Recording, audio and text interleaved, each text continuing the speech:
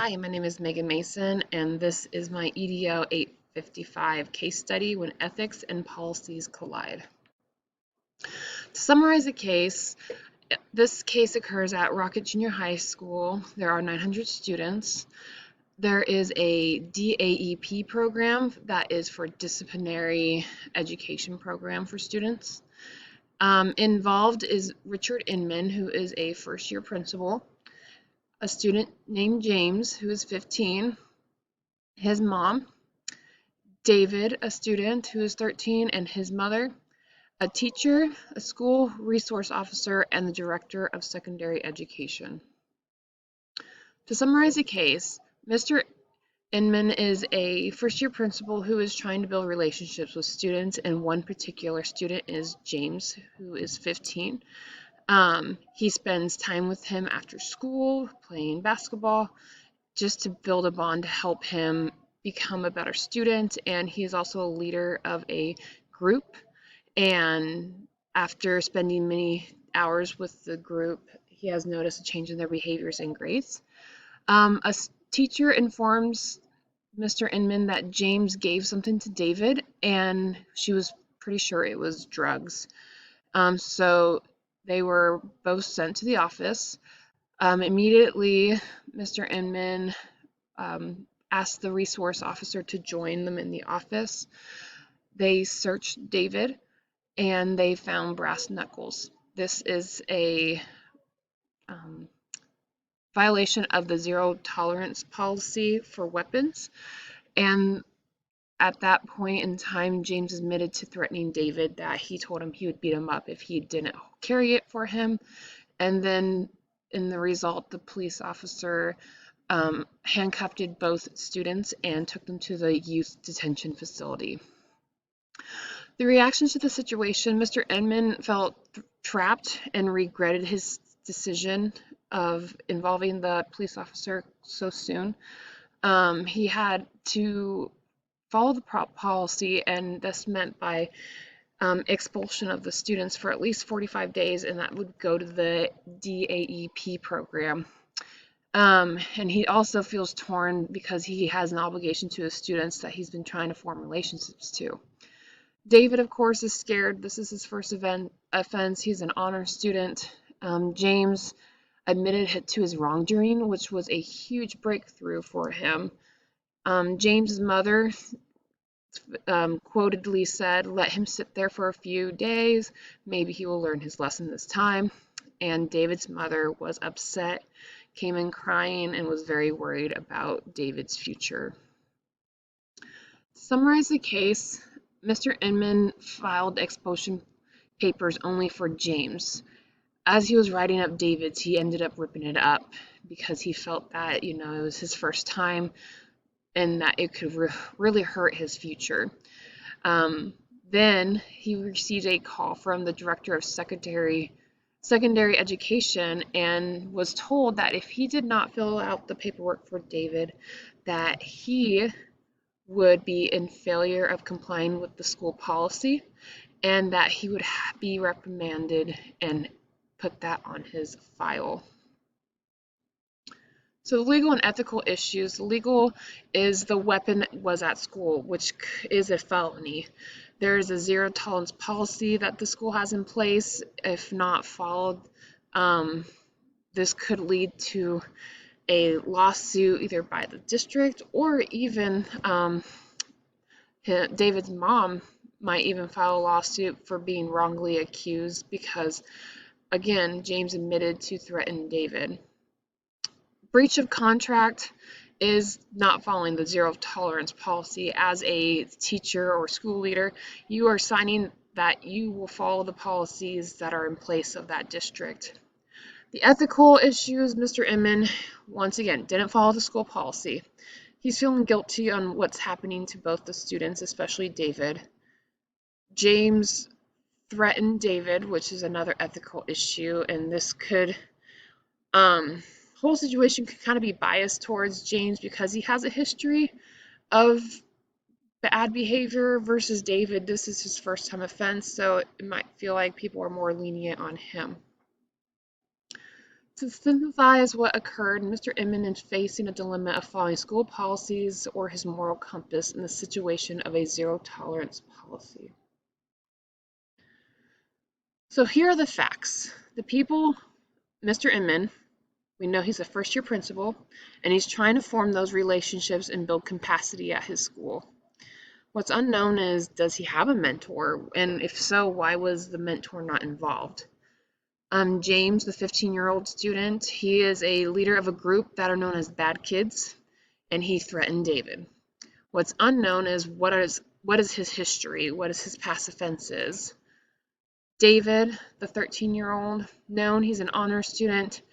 He was caught with the brass knuckles. Unknown, was he being bullied all the time, or is this the first time? The resource officer, we know that he's in the building. We don't know, like, is he fair or is he very discriminatory towards certain students? James's mom, we know she's okay with James going to the detention center. However, what's not known is why she's so calm about it. David's mom, we know she's upset, angry, unknown. Will she file a lawsuit? Also, the teacher involved. We know that she reported it to Mr. Inman, but what we don't know is, what did she do to handle the situation? Did she just watch, or did she try to confront the students? Why didn't she take more action? And then the director of secondary education, we know that he is encouraging Mr. Inman to file the expulsion papers, and that he will reprimand Mr. Inman if he doesn't. However, what we don't know, could that possibly be Mr. Inman's mentor, or what else involvement do they have together? The place, again, is at the Rocket Junior High School. There are 900 students. There's a busing system. Bus 50 drops off the South Side kids, which is like the harder side of town. And we also know that that is James's bus. What we don't know is the demographic of the whole school. Yes, we know the size, but we don't know, like, the poverty, the dropout rates, the success rates. Programs, we know that there's a DAP school or DAEP alternative school in cases of disciplinary actions. What we don't know is how many students are enrolled then, how often do kids get sent there, what it takes to return back to the Rocket Junior High School. So to review and prioritize the information, the damage to stakeholders who are affected by the outcome, the school if a lawsuit is pursued, James and David's future are on the line, and Mr. Inman's career at the district could be on the line via the outcome. The stakeholders that haven't been involved, there is no mention of the superintendent being involved. The director of secondary education, I feel like, didn't have enough involvement. Were there other principals in the building? Because 900 students is a lot, so I'm assuming there's more than one principal. And even, why wasn't the counselor consulted? The information I think I need for this case study is, I need to know why the teacher wasn't involved more, or if she was, what did she do? Are there any cameras in the hallways? Why didn't we utilize those? And then looking more into an investigation himself before involving the officer. So identifying my options, my first option is do nothing and comply. So I'm going to write up David's paperwork, I'm going to leave what occurred alone, and I'm just done. Option 2, I don't file the paperwork. I accept the reprimand, or Mr. Inman accepts the reprimand. He helps out David and then leaves James in the detention center. Or option 3, he could address the teacher when he was first approached, go to the cameras, and then also talk to the boys. So he's investigating the situation before determining what to do. So in order to look at each options, we're going to look at the pros and cons. The option 1, doing nothing and complying. The pros are he doesn't get a reprimand and he sticks to his decision. Cons, you're facing angry parents still. Your trust and relationships that he built with James is gone. and he's still going to feel guilty about what happened to David.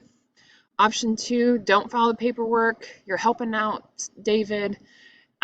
He might feel better about himself. However, he got a reprimand on the file. He could probably lose his job, and he didn't follow the policies, so that questions his integrity by other people. Option 3, investigate. The pros are he's looking for all the most outcome for everybody that's the best. He's being very thorough, seeking advice from other principals that have more experience, and he's going to try to keep those relationships with those students that he built. The cons, timely. He's not handling it right away. He's not following the policy, and there are going to be consequences for not doing so. Out of all 3 options, I believe option 3 is the best.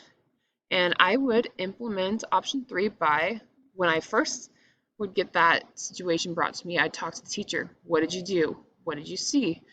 Any other behaviors you saw beforehand? I would turn to the cameras if there are and find that situation, try to see what I could find on there. Then I would meet with the students, talk to them individually, see if anybody would confess to anything, and then I would review the policies, determine what route I'm supposed to take, and then I would review the students' files and their histories, and then kind of go with that and place the boys both on security watch. Make sure that they're not doing anything else outside of that. I would then also seek advice from others and prepare for the consequences, because I honestly, James made that admitting that he did that.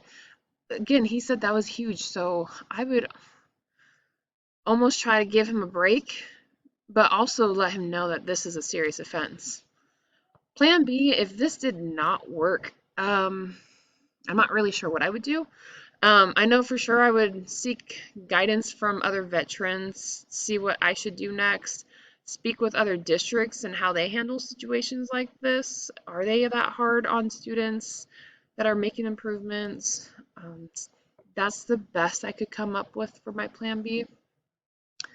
So the correlation to this case study aligned with the standards selected by allowing me the opportunity to communicate options to the ethical situation that could occur as a school leader.